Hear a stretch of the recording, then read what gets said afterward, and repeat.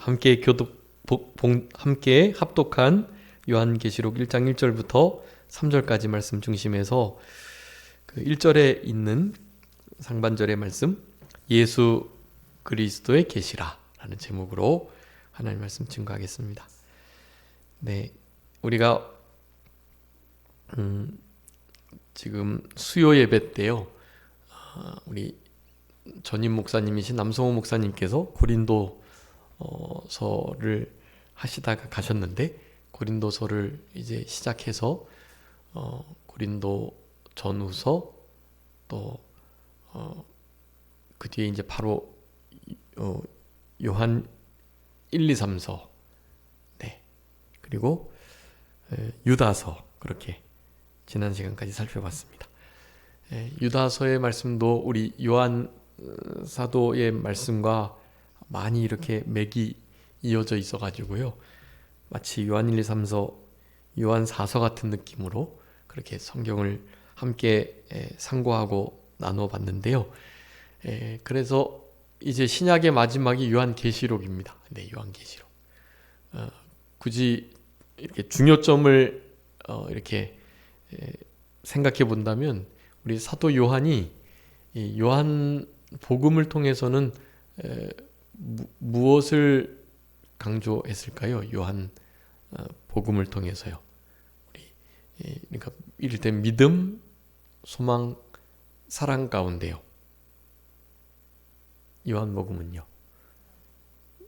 네, 사실 사도 요한은 사랑의 사도라 다 사랑에 관한 것입니다, 사실. 그런데 이 요한 1, 2, 3서가 사랑의 변증서, 사랑을 강조하고 있고요. 요한복음은 흔히 독수리복음, 공감복음과는 다른 신령한 복음이라 그래가지고, 하나님이 곧 우리 예수님이시다, 네, 하나님과 우리 예수님이 하나다, 그것을 믿지 못했는데 그런 믿음을 좀 가지라고, 믿음 있는 자 되기를 간절히 바라는 그런 중심으로 기록을 한 것입니다. 그러니까 사도 요한의 입장에서는 요한복음은 믿음을, 그리고 요한 1, 2, 3서는 사랑을, 그러면 이제 요한계시록은 무엇을 강조할까요? 네, 소망을 강조한 성경이라고 할 수가 있겠습니다. 그래서 실제로 요한계시록을 이렇게 좀 처음 대할 때 일단은 너무 상징, 그러니까 숫자들이나 색깔들이나 또 여러 막 동물들, 그리고 중간중간에 이렇게 사파처럼 끼어져 있는 사건들, 뭐 이런 것들 때문에 읽기도, 또 그 내용을 좀 이해해 보기도 어려운 성경으로 분류되고, 심지어는 뭐 우리 칼빈조차도 이 계시록이 난해하기 때문에 계시록에 관한 주석을 남기지 않았어요. 존 칼빈조차도요. 그럼에도 신구약을 온전히 가지고 그것을 연구하고, 또 많은 뛰어난 신학자들의 하나님의 감동을 따르는 해석들이 바탕이 된 지금, 사실 요한계시록을 이제는 더 이상 두려워할 것이 아니고 막 난해하게 생각할 것이 아니고요, 여러분, 사도 요한이 이 계시록을 통해서 그때 당시 로마의 지배하에 고통받던 그들에게, 지금은 이제 7년 대환란이 가까워져서 역시 신앙으로 인한 고난과 환란이 있는 우리들에게 소망을 주시려고 이 계시록을 썼다라는 것을 여러분 기억하시고, 이 주의 날이 가까울수록 우리가 더욱더 이 오늘 본문 예수 그리스도의 계시를 받은 자답게 남은 때를 살아가도록 힘쓰셔야 되겠습니다.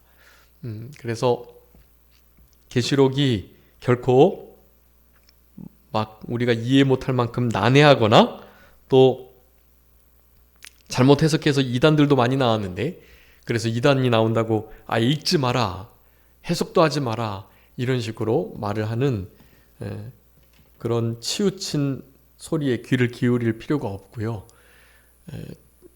우리가 시편, 잠언 읽어가듯 그냥 자연스럽게 읽어가시면 되는 거예요. 네, 그리고 그냥 그 구절구절들 말씀 한 말씀 한 말씀 한마디 한마디에 다 하나님께서 우리에게 나타내 주시는 뜻이 잘 녹아져 있으니까요. 너무 두려워하지 마시고 너무 어렵다 생각하지 마시고 우리 안에 성령님 계시고 성령님의 조명하심을 따라 기름 부으시는 깨닫게 하시는 역사를 따라 넉넉히 읽어나갈 수 있다라는 것을 기억하시면서 특별히 이제 그런 선입견이 좀 있는데요. 어렵고 두렵다. 너무 무서운 말씀이다. 네, 이런. 문제는 이제 특별히 나팔, 대접재앙 이것이 아주 큰 맥을 차지하고 있는데요. 요한계시록에서요. 그것은 다 우리들에게 실제적으로 영향을 못 미치는 일들이라는 것을 먼저 기억하셔야 돼요. 우리가 나팔, 대접, 재앙까지는 함께 받긴 하지만 그런 것들로 우리가 손해를 보거나 큰일을 당하는 게 아니라는 것을 아셔야 돼요. 그것은 마치 구약 시대에 애굽에서 나올 때 10가지 재앙을 만나는 것과 같아요. 네, 10가지 재앙 이스라엘 백성들에게도 같이 있었잖아요. 하나님께서 다 하나님 백성들을 보호하시는 것입니다. 딱 마찬가지예요. 네, 나팔, 대접 재앙들 그 형식상 순서로는 대접 재앙은 우리가 받지 않아요. 받지 않는데도 사실 종합적 해석을 볼 때 모든 말씀은 한꺼번에 다 적용이 되는 것으로도 여길 수 있기 때문에 지금도 여전히 나팔, 대접 재앙이 혼재돼서 우리들에게 내리는 것임을 우리는 생각하고 인정을 하셔야 하는 거예요. 이제 어느 특정한 순간 실제로 나팔, 대접 재앙 안에 있는 조금 더 구체적인 재앙들이 이제 실제로 내리게 될 것입니다, 여러분. 영적으로 그것을 내린다고 보는 이들도 있지만 계시록에 이렇게 잘 구분하고 또 체크해서 그렇게 잘 구분져야 할 일이 뭐냐면 숫자적으로 기록된 것들의 실제 숫자냐 그것을 영적으로 해석해야 되느냐라는 것이요. 네. 그리고 재앙 같은 것들도 실제로 받냐 영적으로 고통받는 거냐 이런 것들을 잘 구분지어야 해요. 그런데 일반 보통 개혁주의 안에서는 7년이라는 숫자를 실제로 보고요. 또 나팔 대접 재앙에 대한 구체적인 내용들을 실제 한다고 봅니다. 네, 그것이 영적 해석에 의해서는 혼재해서 딱 7년 대환란이 시작되는 시점 전에도 있다는 것을 인정하지만 구체적으로 그 기간 안에 그런 내용들을 문자적으로 그렇게 우리에게 주어진다는 것을 인정하는 것이 일반적인 개혁주의의 해석이에요. 그래서 그런 마음을 가지실 때 사실 우리가 조금 두려운 마음이 들지 않을 수가 없지만 그래도 괜찮습니다. 계시록은 우리에게 승리를 확신시켜주는 소망스러운 책이기 때문에 그렇습니다. 이 말씀을 받는 우리 로마의 지배를 받고 박해를 받았던 우리 크리스찬들이 얼마나 위로를 받았는지 몰라요. 지금도 이 말씀을 가지고 우리는 그런 위로를 받는 그런 삶을 살아가야 할 것입니다. 여러분, 사탄은 우리의 발 아래 다 밟히게 될 것이고요. 그들이 우리를 대하여 대적하다가 벌벌 떨고 결국엔 어린 양 되시는 우리 주님께 온전한 패배를 맞게 될 것, 그것이 계시록의 결과이에요. 그러니까 너무 염려 근심하지 마시고요. 그래서 계시록의 어떤 선입견 중에 하나는 그런 면이 있는데 그런 것을 우리 믿음으로 잘 해소시켜 주시고, 그리고 또 하나 중요한 것이 바로 이 요한계시록은 너무나 우리에게 유익되다라는 것입니다. 이 계시록이 읽으면 읽을수록 아주 유익이 돼요. 왜냐하면 이 계시록이요, 사실 구약 전체를 잘 드러내고 있기 때문에 그래요. 이것이 실제로 어렵지 않은 이유가 아주 많은 부분이 구약에 있는 것을 인용한 것들이 많거든요. 에스겔, 다니엘, 그리고 창세기, 네, 구약의 특별히 그 예언서라고 일컬어지는 것들의 대부분이 이 계시록과 아주 맞닿아 있어서 서로 연결을 지어서 해석을 하면 해석이 명확하고 분명하고 결코 어려운 것이 아니라는 것을 알게 되는 것입니다. 네, 그러니까 계시록을 잘 이해하셔야 성경 전체를 잘 파악할 수 있다라는 것이고요. 또 그렇게 계시록을 잘 많이 읽고 계시록에서 얻어지는 유익은 다른 것이 아니라 이 교회와 세상과의 차이를 아주 명확하게 알 수 있어요. 네, 계시록을 통해서 교회가 어떤 존재인지 그것을 대적하는 사탄, 악의 무리, 그리고 바다라 땅이라 일컬어지는 세상, 그 세상은 어떠한 존재들인지를 너무나 명확하게 구분 지을 수 있다는 것입니다. 여러분, 그런 기준이 우리들에게 이 말씀으로 서야 할 것입니다. 물론 이 말씀을 분명히 알아야 이런 이단 사이비에게 넘어가지 않겠죠. 그것을 잘 모르고 이거 두려운 말씀 또 어려운 말씀이라고 보지 않고 읽지도 않고 잘 연구도 안 하면 이단들은 이 말씀, 계시록 말씀 가지고 와서 우리를 미혹하는 거예요. 그러니까 그들을 잘 상대하기 위해서라도 계시록을 잘 알아야 하는 것입니다. 그렇게 잘할 때 사이비에 빠지지 않는, 그리고 세상과 교회를 잘 기준 세울 수 있는, 무엇보다 성경 전체를 잘 이해할 수 있는 아주 중요한 그렇게 세 가지 큰 유익이 우리들에게 생긴다라는 것입니다. 그러면서 이 계시록은 우리에게 재림을 소망하게 하고요. 재림만 소망하게 하는 것이 아니라 지금도 어린 양 되시는 그분과 함께하는 신앙으로 살아간다면 승리할 수 있다라는 것을 우리에게 말씀해 주시는 아주 귀한 말씀이라고 할 수 있겠습니다. 네, 그런 마음을 가지시고요. 오늘 계시록 1장 1절부터 3절까지 말씀 보면 몇 가지 이 말씀을 통해서 우리가 살펴볼 수 있는 특징들이 있는데요. 첫 번째는 우리 계시록 말씀의 성격이라고 할 수가 있겠습니다. 네, 성격. 계시록의 성격이 오늘 1절부터 3절까지 잘 나타나 있어요. 첫 번째, 계시록은 어떤 성격을 갖냐? 첫 번째, 그 계시의 내용이 오늘 제목과 같이 어떤 계시라고요? 예수 그리스도의 계시다라는 사실입니다. 네, 계시의 내용이 복잡하고 막 난해하고 또 여러 가지가 있고 막 그런 것 같은데요. 하여간 666의 표부터 시작해서 여러 가지 색깔의 말들, 또 7머리 10뿔을 가진 무서운 동물들, 뭐 하여간 여러 가지 계시들이 있단 말이죠. 상징을 가지고. 여러분, 근데 그 모든 것들은요, 하여간 다 예수 그리스도를 드러내는 일에 사용되는 도구들 뿐이라는 것을 우리는 알아야만 하는 것입니다. 네, 그래서 계시의 성격은 우리 예수 그리스도의 계시, 그리스도에 관한 계시라고 할 수가 있겠습니다. 이 계시를 누가 주셨다고요? 하나님이 주신 건데, 네, 그 계시를 예수 그리스도를 통해서, 그러니까 하나님의 계시는 예수 그리스도를 드러내는 것이 하나님의 계시인데 그것을 예수 그리스도를 통해서 드러내 주셨어요. 좀 말이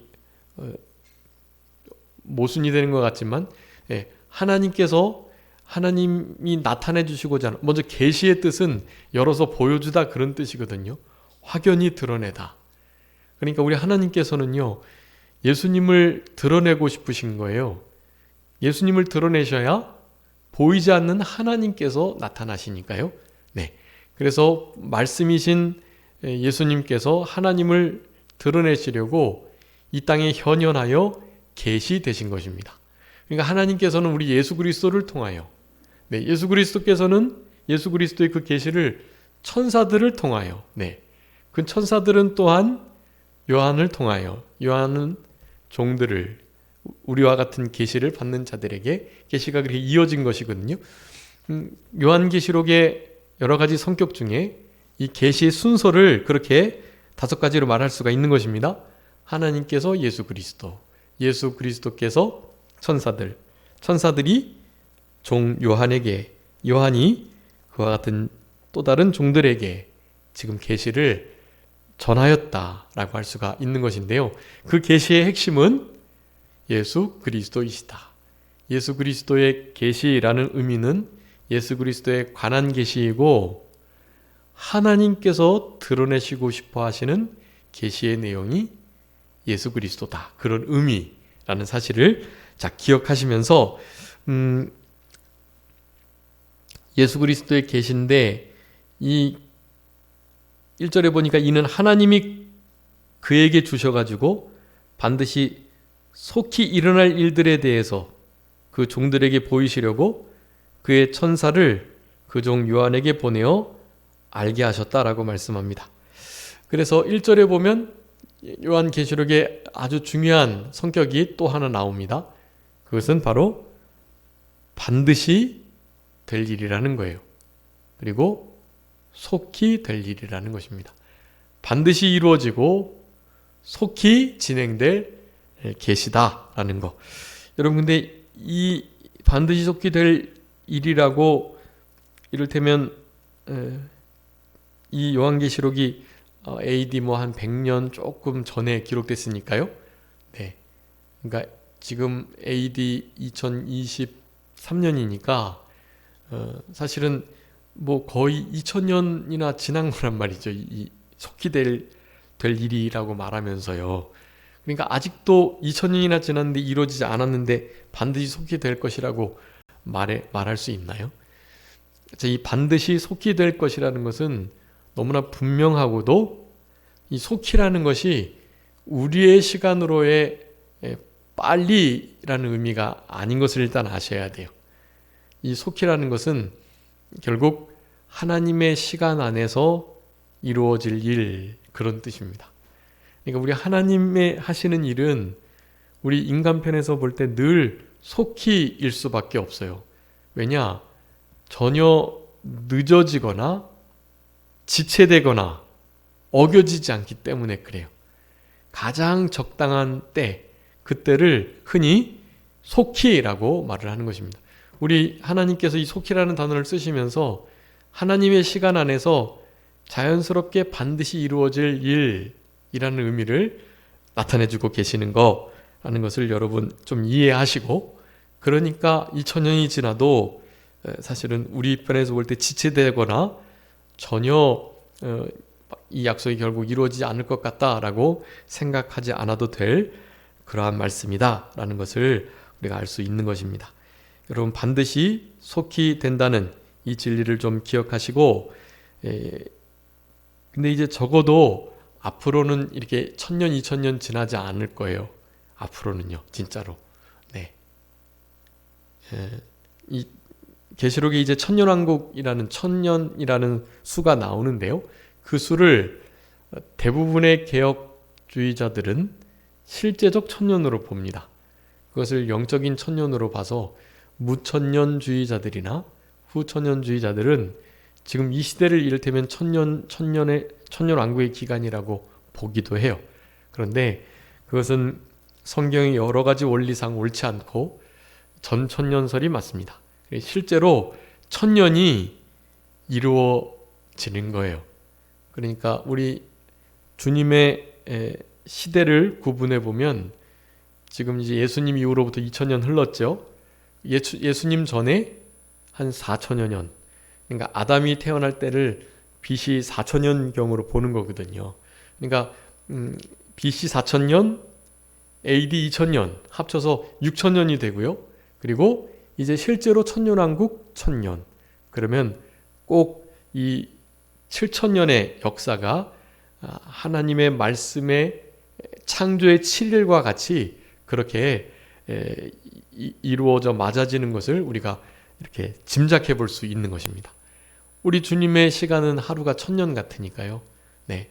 우리 주님의 창조가 7일이니 그 7일 동안에 사실 인류 모든 역사를 그렇게 구성해 두셨고, 그 역사의 실제적 7000년이 흐름으로 이제 영원한 안식을 우리가 누리게 되는 그 세계에 이르게 된다라는 거. 그런 것을 볼 때 이제는 6천여 년이 흘렀기 때문에요.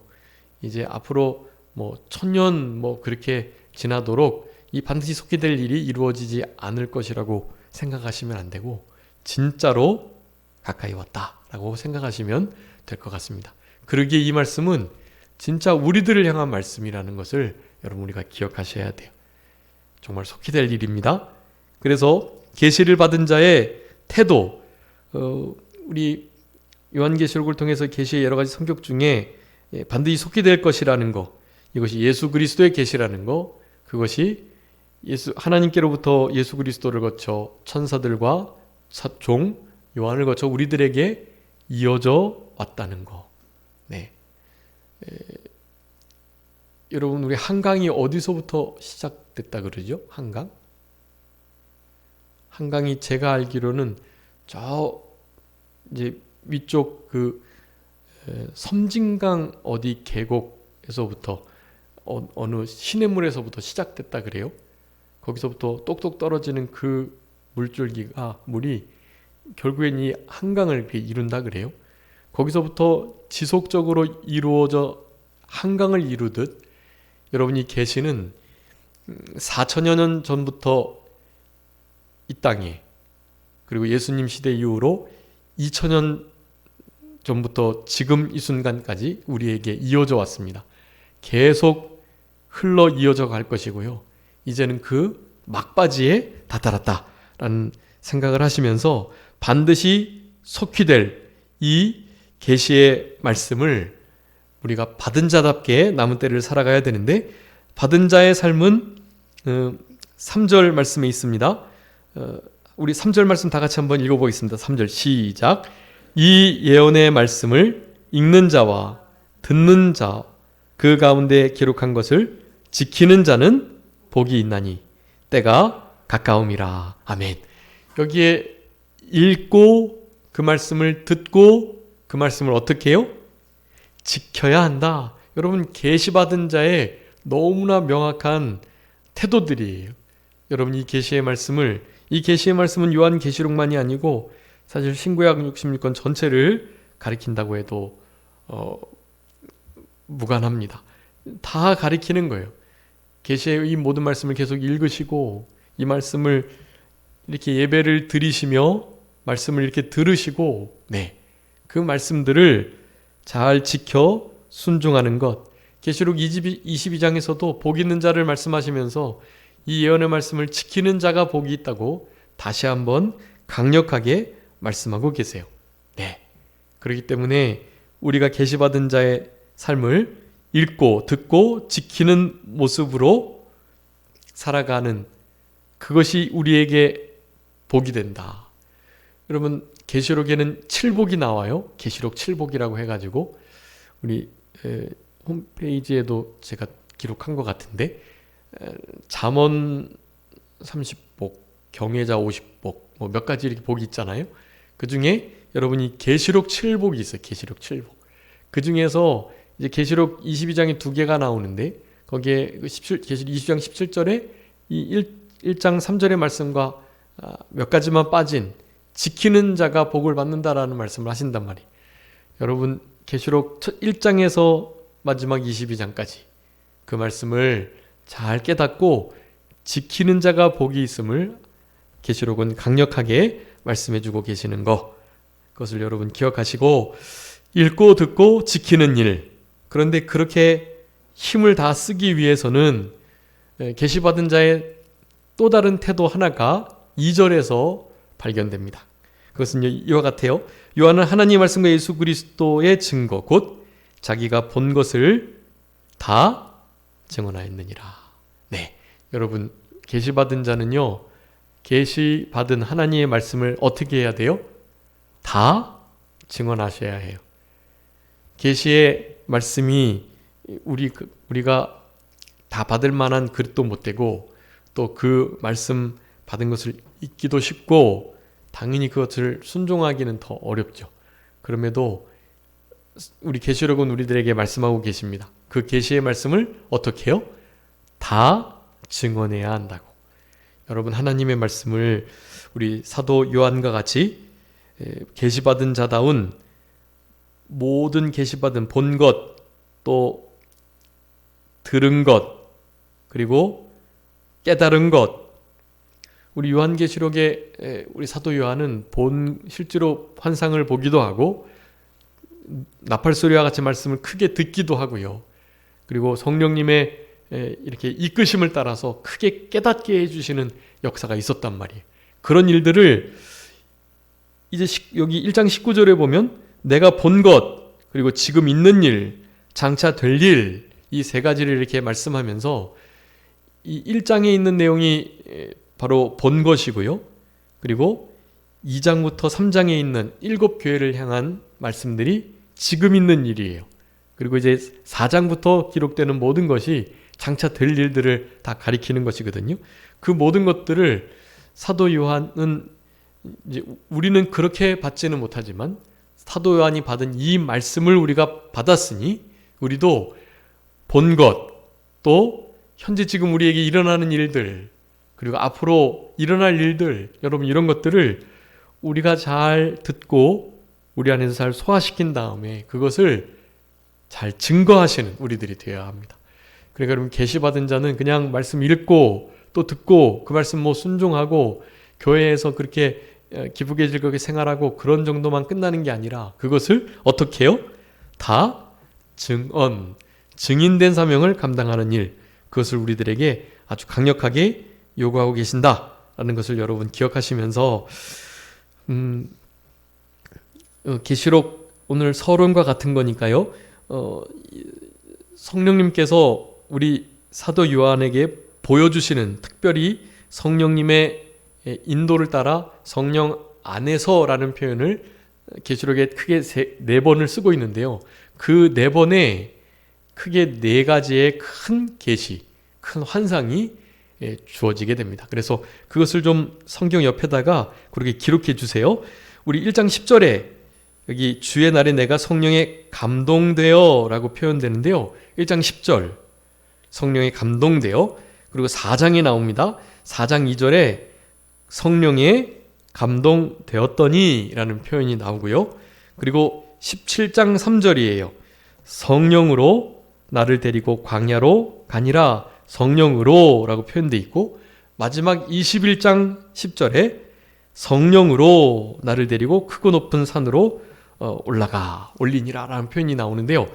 자, 1장 10절, 4장 2절, 17장 3절, 21장 10절, 여기에 성령의 감동, 그리고 성령으로라는 표현이 원문에 의하면 다 성령 안에서 그런 표현으로 되어 있어요.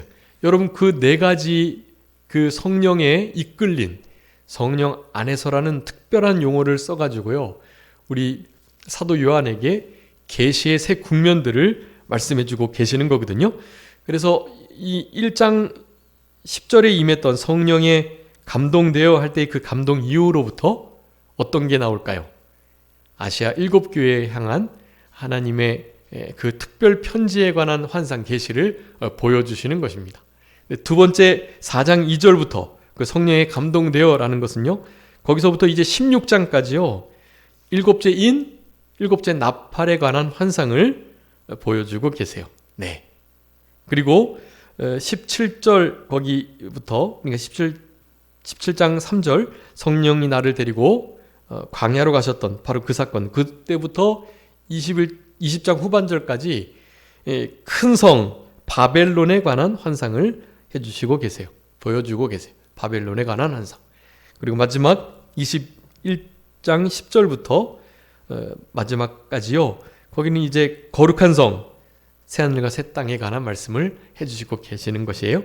그렇게 4번 분명하게 그 환상을 보여주시면서 예수 그리스도의 계시를 드러내주고 계시고, 22장 6절부터 마지막 절까지, 그것은 이제 내가 속히 오겠다, 마지막 결론인 거죠. 속히 임하실 것이고 예수님이 곧 임하실 거니까 우리는 소망스럽게 또 승리 확신을 가지고 그렇게 이 패역한 세대를 살아갈 수 있게 되는 것입니다. 이 7교회 환상이 이제 1장 이 구절에 관해서 9절부터 그렇게 이제 7교회를 향한 환상을 보기 위한 준비를 하는 것으로부터 드러나는데, 그러니까 1장 1절부터 8절까지가 서론의 말씀이 될 수 있겠죠. 이 서론의 말씀들을 지금 1절부터 3절까지 살펴봤는데요. 크게 그렇게 네 부분으로 환상이 구분되고, 아까 1장 19절에 있는 지금 본 것, 그리고 지금 있는 일, 그리고 앞으로 될 일, 1장과 2, 3장과 4장 이후로 이렇게 크게 계시록이 구분된다는, 그 사이사이에요. 이제 마지막 대접 재앙이랄지 하늘의 천상의 예배랄지 이런 일들이 좀 이렇게 사이사이에 사파처럼 끼어 있는 거예요. 그러니까 오늘 요 네 가지의 성령님께서 감동하시는, 성령님으로 이끄시는 요 장면들을 기준으로 삼으시고, 그 사이사이에 있는 일들은 좀 단독적으로 봐도 괜찮은 그런 말씀들로 생각하시면 큰 흐름이 어렵지 않게 이어지고 끊쳐지지 않을 수 있다라는 것을 여러분 기억하시면서, 계시록의 말씀에 여러분 핵심적인 요절은 뭐 마라나타, 아멘주 오시옵소서라고 할 수가 있겠지만, 그 신앙을 우리가 가지고 조금 더 구체적으로 우리의 삶 속에 적용시킬 수 있는 주제 구절이라고 한다면 몇 절을 찾을 수가 있을까요? 우리 성도님들이 생각하시는 구절 혹시 있으신가요? 계시록에? 일단 제가 생각하고 또 몇몇 신학자들이 인정하는 그런 계시록의 핵심 성경 구절이라고 한다면요, 바로 11장 15절이에요. 한번 찾아주세요. 11장 15절. 요한계시록 11장 15절입니다. 일곱째 천사가 나팔을 불매 하늘에 큰 음성들이 나서 이르되 세상 나라가 우리 주와 그의 그리스도의 나라가 되어 그가 세세토록 왕노를 다스리로다 하니. 아멘. 여러분, 이게 우리 계시록의 가장 핵심적인 주제라고도 할 수 있습니다. 여러분, 이 세상 나라가 어떻게 된다고요? 우리 주와 그리스도의 나라가 된다라는 거예요. 여러분, 우리에겐 이 소망을 가지고 이 세상이 아무리 우리를 미워하고 왕따시키고 공격해도, 이 세상이 지금 악한 자 가운데 처해 있어가지고 우리를 함부로 해도 여러분 걱정하지 마세요. 여러분, 이 나라는, 이 세계는 결국 누구의 나라가 될 거니까요? 그리스도의 나라가 될 거니까요.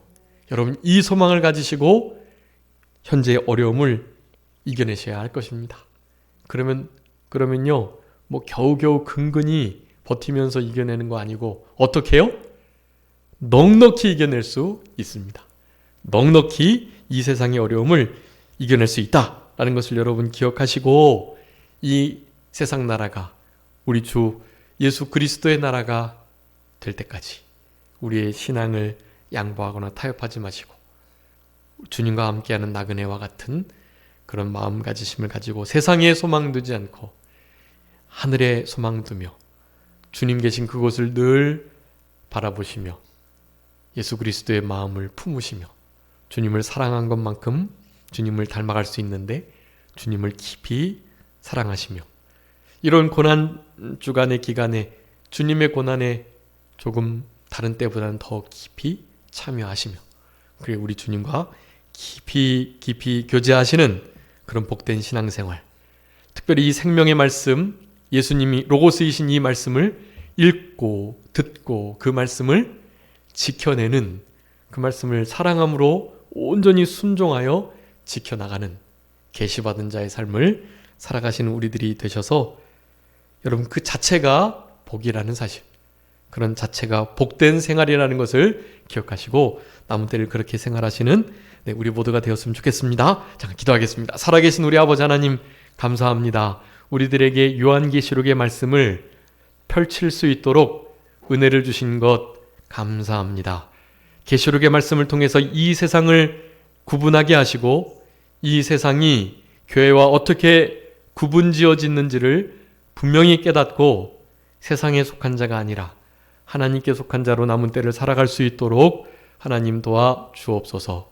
예수 그리스도의 계시 귀히 여기고 이 계시가 우리에게 열린 것이 얼마나 황송하고 감사하고 귀한 일인지 알 수 없사오니 이 말씀을 사모하며 이 말씀이 우리 신비에 깊이 새겨지는 그런 복된 예배의 시간들이 될 수 있도록 하나님 도와 주옵소서. 아버지 하나님, 이 시간에 특별히 기도하옵기는 우리 올라 목사님, 지도록 목사님 아직도 치료가 온전히 되지 않아서 입원해 계시오니 마지막 3차 내시경으로 이제 치료하셨는데 그 치료가 이제 금식이 끝나고 음식을 섭취하신 다음에 이제 피가 나지 않아야 온전히 회복되는 것이고, 그렇지 않다면 다시 좀 더 큰 수술을 해야 할 만한 상황이 될 수밖에 없기에 이 내시경 치료로 온전히 치료가 이루어질 수 있도록 하나님 은혜 베풀어 주시고, 이 일로 늘 옆에 계시며 우리 목사님을 간호하시는 우리 박경자 사모님께도 은혜를 베풀어 주셔서 그 모든 간병을 잘 감당하실 수 있도록 힘주시고 위로하여 주시고 은혜로 같이 해주시기를 간절히 바라옵고, 특별히 우리 또 박희은 성도님 이렇게 은서 엄마가 이제 4월 10날 출산 예정일인데 잘 진통이 오고 예정일 딱 정확하게 하나님께서 순산케 하여 주셔서 산모와 태아가 건강하게 그렇게 이 아이를 낳고 또 그 아이가 건강한 이 모든 역사가 이루어질 수 있도록 하나님께서 은혜를 더하여 주시옵소서. 생명의 주께서 또 다른 생명을 허락해 주시는 이 역사로 가정에 그리고 우리 교회에 크나큰 기쁨이 될 수 있도록 하나님께서 은혜 베풀어 주시기를 간절히 바라옵고 모든 것 주님께 맡기오며 살아계신 예수 그리스도의 이름으로 기도 올리옵나이다. 아멘.